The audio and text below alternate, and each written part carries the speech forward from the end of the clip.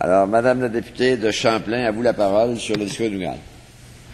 Merci, Monsieur le Président. Écoutez, je vais faire, avant de parler de ce fameux discours inaugural, et évidemment avec une tendance sur le budget, parce que les deux sont intimement liés, faire une petite note sur le sujet de ma collègue de Mille-Îles qu'elle partage avec passion. Et j'étais certaine qu'elle parlerait également d'éducation, parce que c'est une autre de ses passions également. Et j'ai la chance de partager cette commission parlementaire. Je ne l'ai pas fait autant intensément que certains de mes collègues, parce que cette commission-là, j'ai eu à remplacer quelqu'un là vers la fin. Mais le temps que j'y ai mis, la lecture des nombreux mémoires que nous avons reçus, des près de 7000 personnes qui sont intervenues pour répondre aux questionnaires sur le site Internet, font qu'effectivement, avec nos collègues, on a vécu un moment assez extraordinaire. Et j'avais, Monsieur le Président, vécu quelque chose de semblable dans le premier mandat 2003-2007, où j'avais siégé sur la commission parlementaire concernant les centres jeunesse et le directeur de la protection de la jeunesse, qui est une commission parlementaire très humaine, très centrée sur la personne et qui nous amenait dans des émotions très grandes parce que les témoignages étaient très profonds. Alors, je pense que, Monsieur le Président, vous qui avez un long vécu, on n'arrête pas de vous le dire, ce n'est pas pour vous vieillir, c'est pour vous apprécier. Vous dire simplement que ces moments-là nous ramènent et nous rallient peut-être avec la fonction que nous vivons comme parlementaires, parce que nous avons, particulièrement, Monsieur le Président, dans l'opposition, une fonction qui est celle d'être surveillant, gardien, parfois commentateur sévère, critique de nos vis-à-vis, et il faut le faire parce que ça fait partie de notre travail, mais je pense que dans ces commissions-là, ça nous permet, autant à la Commission de l'administration publique également, de faire un travail qui est un peu hors norme et un travail qui nous ramène dans des discussions de fond sur des sujets de fond, que ce soit la commission Mourir dans la dignité, que ce soit la commission sur les enfants, que ce soit la commission de l'administration publique, où on se doit d'être vigilant, puis en même temps, je pense, profondément et foncièrement conscient qu'on défend les intérêts des citoyens et des citoyennes du Québec que je représente toujours fièrement dans ce deuxième mandat. Et je vais en parler immédiatement, Monsieur le Président. Je suis arrivée comme tout le monde le 8 décembre 2008, là, après avoir fait une campagne électorale comme il se doit, avec un goût de retour, puisqu'en 2007, la population avait fait d'autres choix pour certains d'entre nous, avec le goût de continuer ce que j'avais quand même commencé entre 2003 et 2007. Donc, j'ai eu la chance, si on peut parler de chance, de vivre les 5 discours inauguraux, de vivre plusieurs budgets, de débattre de ces discours et de ces budgets, Monsieur le Président. Et aujourd'hui, j'en tire une conclusion, et ça ne me réjouit pas que de le dire, c'est que depuis 2003, je ne parle pas de 2008, je parle de 2003, j'ai l'impression que tous les efforts qui ont été faits ont amené le Québec là où il est présentement, puis je vais dire même devant un cul-de-sac. Et on n'est pas ici, ni l'un ni les autres, ni les uns ni les autres, assez naïfs pour ne pas voir et lire et entendre ce que dit la population. Et la pire gaffe qui pourrait nous arriver, c'est de nous détacher de ces messages-là. Oui, en commission parlementaire, on reçoit des gens sur des sujets particuliers, dont les gens qui se questionnent sur comment on va atterrir avec telle ou telle commission, ou tel projet de loi, ou tel règlement. Par contre, quand on regarde au niveau d'un gouvernement qui a un devoir et un mandat clair de faire avancer le Québec, ben je ne sais pas si j'ai vraiment vu la bonne chose, Monsieur le Président, mais j'ai vu un travail de démolition sévère, particulièrement dans le premier mandat, particulièrement dans la première session du premier mandat, où j'ai vu le Parlement assiégé de toutes parts par des groupes qui étaient complètement révoltés, choqués, et ça m'a choqué moi-même, personnellement, de voir que j'étais en train de vivre cette espèce de démolition-là qui m'inquiétait. Parce que vous savez, là, quand un gouvernement nouveau arrive au pouvoir, il y a un danger qui le guette. C'est celui de vouloir aller trop vite ou, pas plus fin, de vouloir défaire ce qui était fait en disant tout ce que l'autre gang a fait, là, c'était pas bon, alors je vais mettre la hache dans ça. Et on y a goûté, c'est l'expression qui me vient à la bouche, là, d'aplomb dans cette première session de ce premier mandat, automne 2003. Moi qui venais de vivre 2 élections, j'en avais entendu 2 fois plus qu'une sur le terrain des commentaires. Or, j'ai vécu ce mandat-là, j'ai participé aux commissions parlementaires, certaines, j'en ai parlé tantôt, très humaines, qu'on appelle la commission parlementaire sur les centres jeunesse, puis d'autres commissions parlementaires où il y a eu des débats épiques, des débats houleux sur est-ce qu'on va garder les CLD, on va les transformer, est-ce qu'on va garder les CRD, on va en faire des CRE, et là on peut passer tous les acronymes de cette terre pour vous dire à quel point le travail qui a été mis et les efforts qui ont été mis là-dessus ont été des efforts négatifs, n'ont pas fait avancer le Québec d'un iota.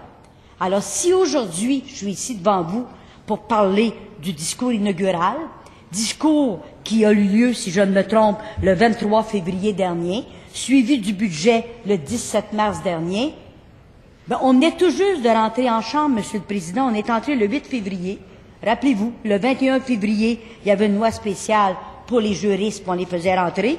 Et le 22 février, c'était la prorogation de la Chambre. C'est terminé, on recommence à 9 le lendemain. J'ai-tu eu des attentes? La réponse, c'est non. Non, tu peux pas avoir d'attente quand les choses se font vite comme ça, de cette façon-là. C'est comme tu rentres, tu sors, tu sais pas pourquoi.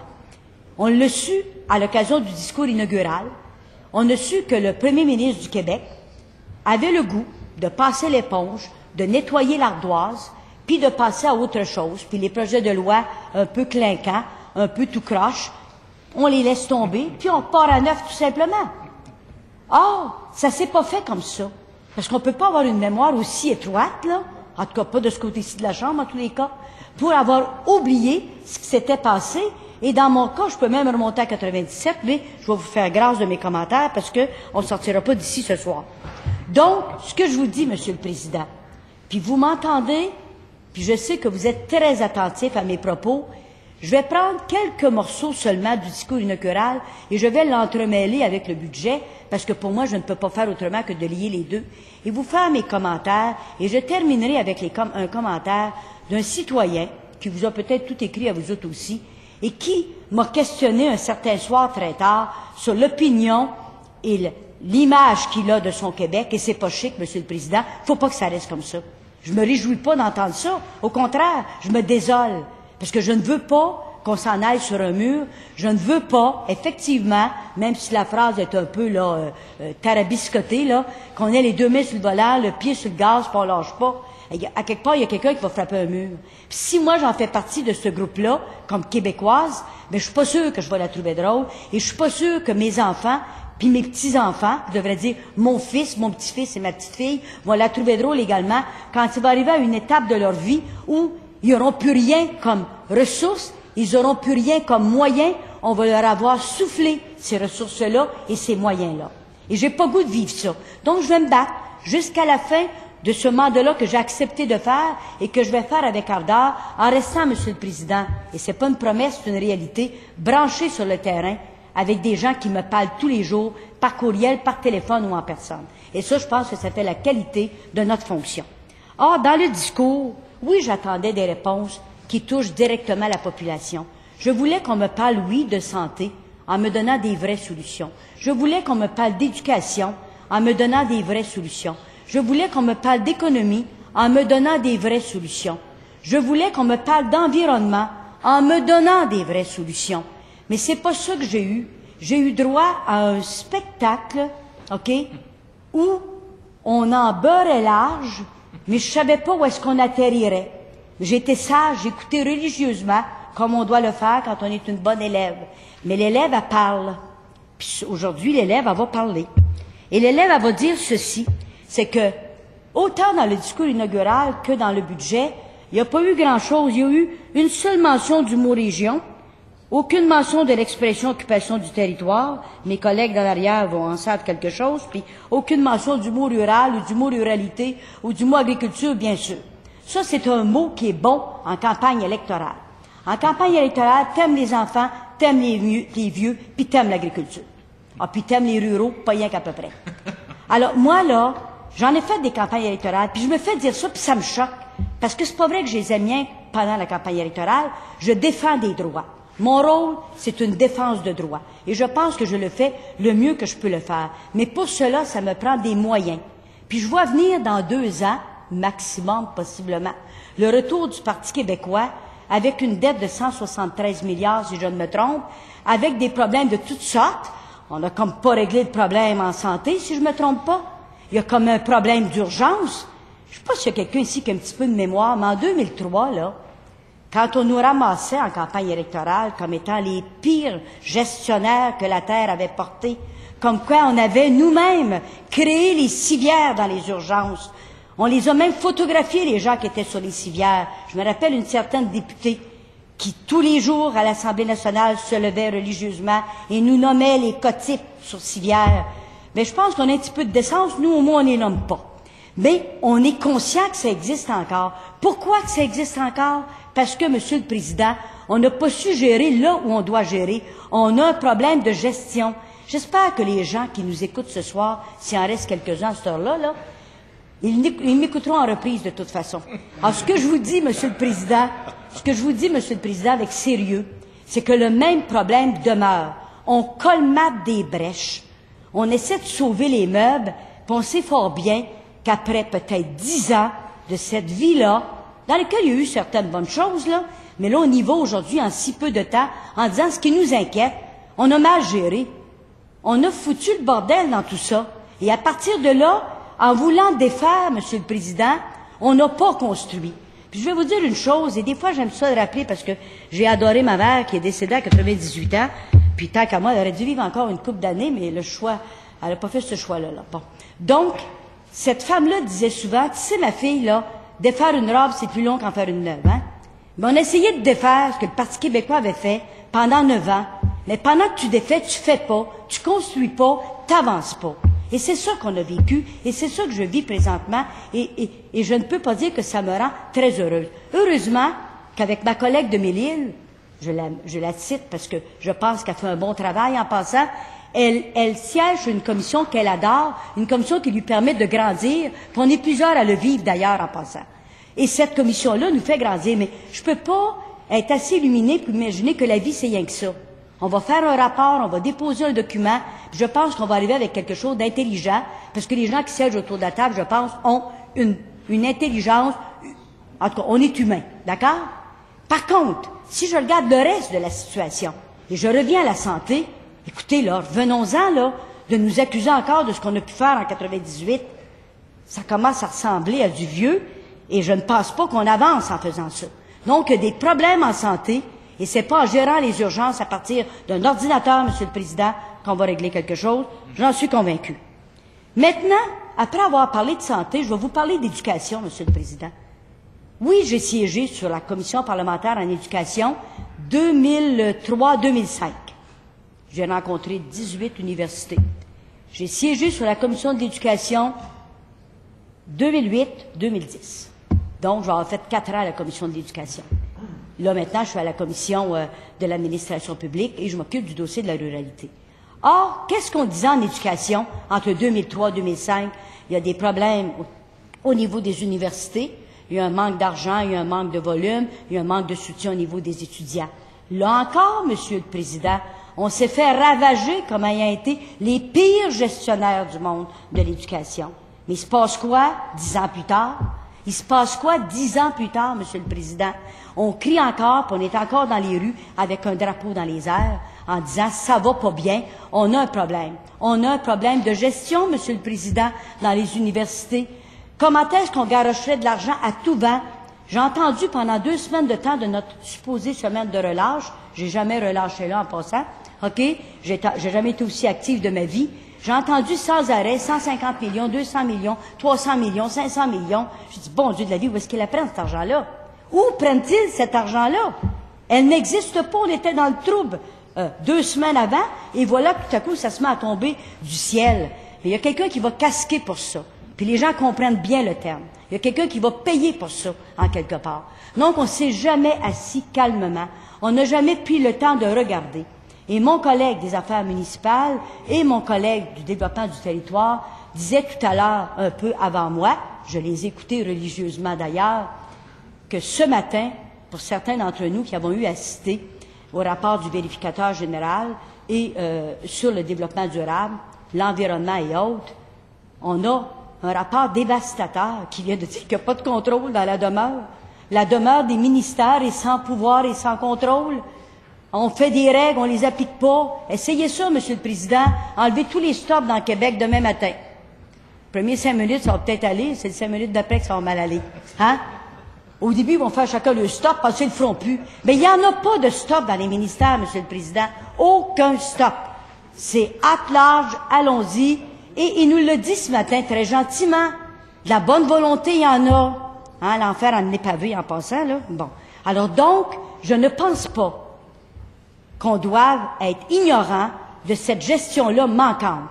Le vérificateur a dit la même chose au niveau de l'immigration. Est-ce que vous saviez, Monsieur le Président, que Trois-Rivières, cette belle grande ville, a environ 260 quelques familles d'immigrants, et pour plusieurs, ce sont des immigrants qu'on appelle des immigrants en besoin, là. Ça porte un nom, cela, là. Ce sont des immigrants réfugiés. Bon. Alors, ces gens-là, quand ils arrivent, là, deux choses. Ils ont besoin d'encadrement. Et je vois que la ministre m'écoute religieusement. Tant mieux. Or, quand les immigrants arrivent, ils ont besoin d'être encadrés, d'être aidés, d'être accompagnés. On parle d'une clientèle qui arrive en difficulté. Or, il n'y en a pas d'encadrement. Il n'y en a pas d'argent. Il n'y en a pas plus. T'as le SANA, qu'on appelle le Service d'aide aux nouveaux arrivants à Trois-Rivières, qui fait de son mieux, qui travaille de son mieux, avec peu de moyens. Ces familles-là, à l'encontre des Québécois, arrivent avec 7 ou 8 enfants. Chez nous, on a des tout petits logements, on ne fait pas de bébés chez nous. Alors, c'est évident qu'il n'y a pas de logement. Alors, on nous les envoie sans prévenir. Or, on a rencontré le vérificateur général avec la sous-ministre à l'immigration, un petit peu avant les fêtes, et ça a été la même chose, un rapport dévastateur. On a eu comme réponse, mais écoute, on a une nouvelle sous-ministre, on va y laisser le temps de corriger le tir, alors on va se revoir dans un an. Mais on fait rien que ça depuis 10 ans. On se revoit dans un an, puis on se revoit dans 2 ans, puis on se revoit dans 3 ans. Ensuite, on passe la balle à l'autre, mais l'autre, ça va tomber nous autres. Alors, on risque de la trouver dure, Monsieur le Président. On risque de la trouver très dure, parce qu'on va devoir couper, serrer la ceinture, puis là, on va se faire haïr et détester. Alors, comment on voit l'avenir du Québec? Je le vois pas beau, je le vois pas joli, puis je ne veux pas attiser le feu, il est déjà bien pris. Il est déjà bien pris. Alors, moi, je ne rêve pas de vivre ce que vivent certains pays qui sont dans la débandade totale, dans la difficulté totale, dans le drame total. Puis on n'a pas besoin d'un tsunami pour ça. Quand la démocratie ne fait plus son travail, les gens trouvent d'autres moyens de se faire entendre. Quand on est rendu que ça vote à peu près même pas 60%, on a un problème de démocratie au Québec. Puis on l'a tous les jours de notre vie, puis ouvrons nos oreilles, puis ouvrons nos yeux, puis on va comprendre que ce qui se dit là est une réalité puis une vérité. Alors, santé, éducation, là, vous savez, là, j'ai enseigné, je l'ai dit plusieurs fois d'ailleurs, j'ai encore le style enseignante en passant, ça se perd pas, ça. Hein? T'attrapes ça un jour, c'est comme une belle maladie. Or, ce que je vous dis, Monsieur le Président, ce que je vous dis aujourd'hui, c'est que j'aurais pas pu enseigner à mes élèves en étant aussi peu près de la réalité. J'aurais pas pu leur conter autant de fausses histoires que j'entends. Alors, on ne peut pas faire accroire à des gens certaines choses. Donc, ça prend un maître à bord. Ça prend peut-être une maîtresse à bord. Ça prend quelqu'un, Monsieur le Président, qui va être capable de corriger le tir correctement, intelligemment, comme on dit souvent avec une main de fer, peut-être dans un gant de velours. Mais on a des enjeux importants. C'est pas des tableaux là intelligents dont on a besoin. On a besoin de personnel intelligent. On a besoin d'enseignants qui viennent même pas à bout d'avoir un travail à temps plein. Ils ont des morceaux de tâches. Est-ce qu'on peut vivre comme ça? C'est la même chose au niveau de la santé. Ils ont des morceaux de tâches. Ah, Monsieur le Président, je pensais jamais en dire si peu. J'aurais voulu en dire encore plus, parce que j'ai un cahier complet préparé. Mais j'ai laissé aller mon cœur, c'est ce qui est mieux à ce temps-là, n'est-ce pas? Je vais vous lire 2 petits paragraphes très rapides sur une personne qui nous a écrit. Elle dit, « Je fais une rupture avec ma patrie. Ça marche plus, faut qu'on se parle, ça va pas du tout. J'irai pas par 4 chemins, j'ai décidé de tout quitter, j'étouffe, je me sens pas libre, je me sens pas respectée, j'en ai assez, j'ai besoin de quelque chose de plus gratifiant. » Elle parle du Québec. Quand je te regarde maintenant, elle parle du Québec, tout ce que je vois, ce sont tes défauts. Lorsqu'une relation en arrive là, c'est inutile de s'y accrocher. Elle est terminée, c'est terminé Québec. C'est la seule patrie avec qui j'ai partagé ma vie, mais il faut se rendre compte que tu n'es pas celle qui est faite pour moi. Alors sur ce, je te dis adieu. La personne en a écrit beaucoup plus long, là, je ne me permets pas de tout lire. Je vous dis, Monsieur le Président, et je termine là-dessus, c'est qu'il faut corriger le tir avant qu'il ne soit trop tard et avant que les Québécois décident de nous abandonner en ne votant plus, en nous considérant comme étant des personnes qui gèrent mal le Québec. Merci, Monsieur le Président.